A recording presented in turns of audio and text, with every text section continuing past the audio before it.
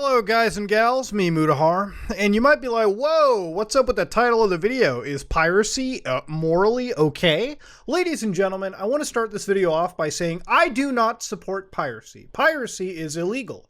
Downloading games that you haven't paid for is wrong. Would you download a car? Would you download a handbag? Would you download a spaceship? Honest to God, I actually would download a spaceship if I could, but point is, you should not download movies, music, video games illegally. You should always pay for this kind of software. That is, of course, the legal part of it. But of course, laws are not necessarily tied to ethics or morals, okay? There's a bit of a distinction between the two. So when it comes to piracy, I've kind of been leaning to a situation where I just don't care anymore. Now, recently, I've been playing a lot of different games, a lot of indie games. Literally the entire night, I was playing games like Factorio. Have you ever played that game, Factorio? It is an absolutely addictive game for $30, okay? If you're ever a fan of management simulators, that's it. The indie community makes some amazing titles. And amazing titles they are indeed. Games that you can play for thousands of hours. When it comes to AAA games, I really find that most of the day I'm playing Skinner box titles that I'm dumping 80 to 100 hours, literally doing the same grindfest content in order to achieve some sort of credit screen. Now, of course, that's not all AAA game. Some of them are really great, like Elden Ring, okay? That was an amazing AAA game that came out. Ghostwire Tokyo was a pretty fun game that came out, if it wasn't, basically just Japanese ghosts and Far Cry. Look, at the end of the day, I'm not somebody that destroys AAA gaming or anything. I'm not somebody that actively despises it. If I enjoy a game, I'll enjoy the game, okay? Simple as that.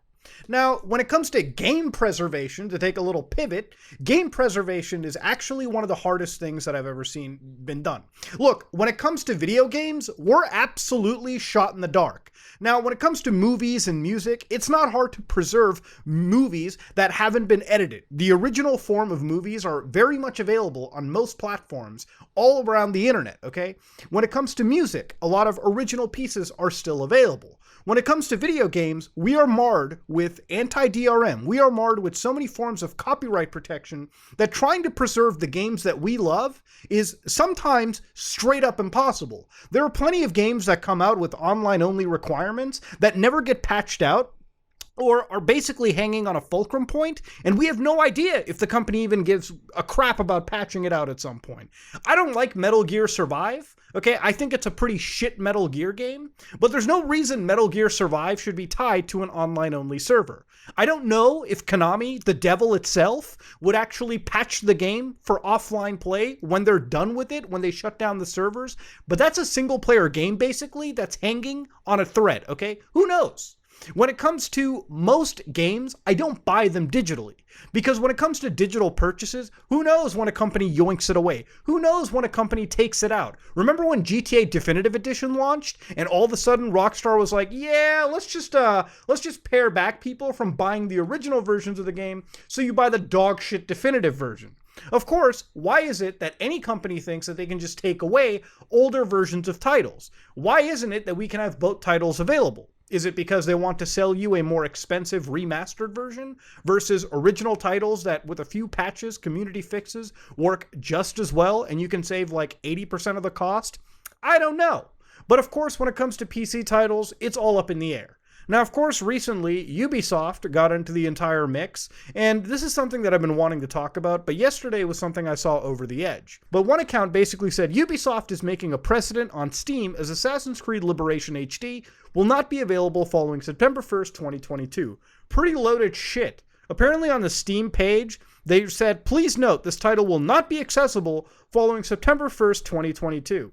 Now, obviously, when you buy a game, you think, maybe I have the license forever. Even if they delist the game so nobody else can buy it, because I bought it, I should still be able to download the game. Well, Ubisoft thankfully came in and basically said, no, guys. Guys, if you own it, you'll still be able to play the game. And of course, the Steam page has been changed to actually reflect that, where they actually took away that special little piece. Now, of course, Assassin's Creed Liberation is not an amazing game. I wouldn't even recommend you play it, but that's my subjective opinion.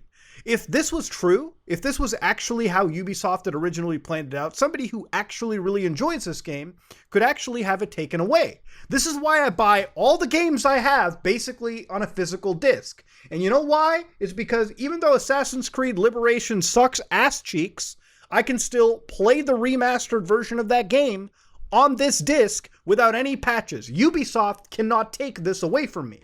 And before anybody goes, but Nuda, the discs are just software keys. Shut up, okay?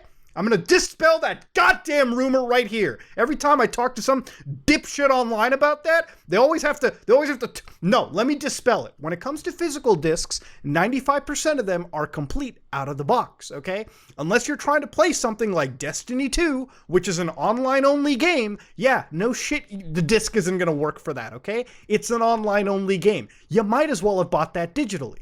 But every time you buy a single-player game, and provided on the box it doesn't say internet required anywhere on it, you can put the disc in, and you can try this for yourself if you have a PlayStation. Disconnect your system from the internet, put the disc in, watch it install all the way through without an internet connection, then launch it. Yes, you will not have the day one patches. Yes, the game may be jankier than you remember, but you can play it from start to finish without any patches, without any internet. Games are designed to be like that when they go gold. So let's dispel it right there. Of course, there are some consoles like the Xbox where Microsoft doesn't give a shit about game preservation. They will sell you Halo Infinite on a disc, and the single player component has to be downloaded even if you own the disc, okay? So again, your mileage may vary, but when it comes to Nintendo games, Sony games, they're all usually on the disc and the cart if they're offline games. 95% of them, okay? You can go out, buy a single player game, turn off the internet, and I shit you not, you can play it start to finish. I've done that with plenty of games, just to see how far it goes without any day one patch. Again though, to understand, that's a physical disc. When it comes to buying games for $60, $70, in my opinion, I buy the physical disc. Because in my opinion, I'm not going to pay the same price for a digital license that at any moment could be changed, modified, or possibly revoked. Now, of course, Ubisoft, when it comes to this, is decommissioning online services. So again, because certain games are getting old, they're taking away their online features. And one of the saddest, shittiest sides of this is you won't be able to play some of the multiplayer, which for some of those older Assassin's Creed games like Brotherhood, Revelations, the multiplayer banged, even if the community wasn't just jumping on it. But beyond the multiplayer, you may actually lose access to some of the DLC, some of the single-player DLC, because it requires online servers to activate. Lord knows, Ubisoft makes billions of euros a fucking year, and they could actually go out of their way to patch some of this and make sure that the people who have the original PC versions can actually keep some of the DLC for those games. Because some of the DLC for single player is actually pretty good. It's a shame it's being taken away.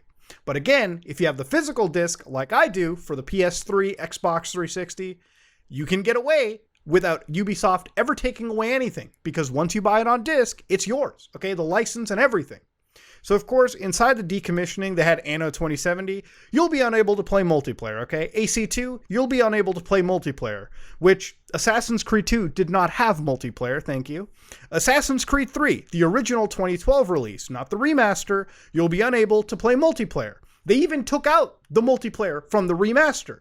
So even when it comes to these companies remastering games so they can preserve them for later, tons of content can be removed. Multiplayer features entirely cut out. In fact, when it comes to even older games like Metal Gear Solid HD Collection, great HD remaster, but if you played Metal Gear Solid 3, surprise, surprise, they took out a fair bit of content. The entire multiplayer feature for that game was taken out. Hey, there are games so old like Metal Gear Solid 4 that Konami, PlayStation do not care about, that frankly had their entire multiplayer components preserved and ready to be emulated even on the PC so you can play online with friends. Yes, the community cares more about preserving these games than these game companies ever will.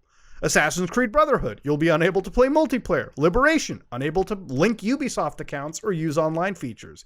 You get the point, okay? If you're an old Ubisoft game, you're on the chopping block. Now at this point, I think when you buy a game for $60, I understand games get so old that terminating online services makes sense, okay? It costs money to keep servers up. They can't be up forever. Where I don't get down to it is, why isn't this company that makes billions of euros a year again putting in just the minimal amount of effort to make some level of playing these games or their single player DLCs possible, okay? Why is it that you have to go buy remasters to suddenly play the DLC again? Okay, why? Why is that a thing? And you know what's fucking wild is people who have pirated this game, people who have illegally pirated the game, are now able to get a better experience than those people that have put their hard-earned money on the line.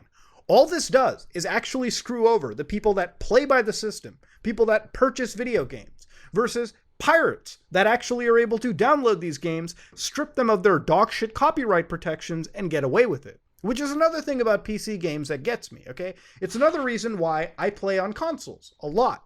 It's because when I buy a PC game, I don't like to be treated like a fucking criminal, okay? I don't like to sit there, go through activations and DRM passes, and God forbid the game trips up and suddenly it thinks I'm a dirty pirate, so it suddenly bans me or trips something up. I don't like that, okay? I don't like being treated in that fashion. And so I don't even like to support some of these companies as much as it happens. So yeah, when it comes to the beginning of this video, is piracy morally okay? You know what, guys? Piracy is illegal. I think everyone can agree on that.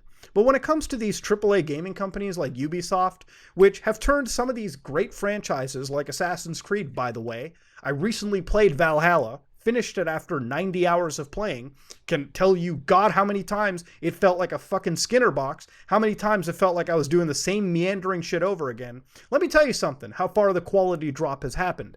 You can load up Assassin's Creed 2, Brotherhood, Revelations, finish all those games and their DLC in less time than your Valhalla playthrough, and have a far better experience from a story, gameplay, technical perspective, whatever, okay? But of course, when it comes to, that original question, is piracy morally okay? I genuinely feel when it comes to a company that will outright reject access to certain services and then outright reject you to content that you basically own simply because they don't feel that they want to spend the time in trying to fix or mitigate things like this, yeah, at this point, you know what? If you're getting a better experience by pirating the game, I can't blame anybody for doing it. I don't support it, I don't endorse it, but goddamn, does it seem like a more alluring thing to do every single day. Ladies and gentlemen, AAA gaming has its moments, okay? It really does. But when it comes to stuff like this and it comes to game preservation, it's honestly a losing fight. And it's something that I wish more people actually cared about, A lot of people play a video game for a few hours, they get their fix. But for people that genuinely care about the hobby as much as I do, to the point where I've been playing a game since I was a kid. And, I go back to playing some of those older games. Literally, one of the games that I've been playing recently on my cell phone is not something new. It is literally Chrono Trigger. I am literally playing Chrono Trigger on my cell phone. A game from the SNES era. Yes, I go back and play older games all the time. So I wish, these games that we're getting nowadays were preserved a little bit better for future generations and for me if I want to go back and play them from time to time. You shouldn't have to buy remasters and remakes just to keep content that you've already paid for. It's a wild day indeed, ladies and gentlemen. If you like what you saw, please like, comment, and subscribe. Dislike if you dislike it. Let me know if you even care about this. I am out.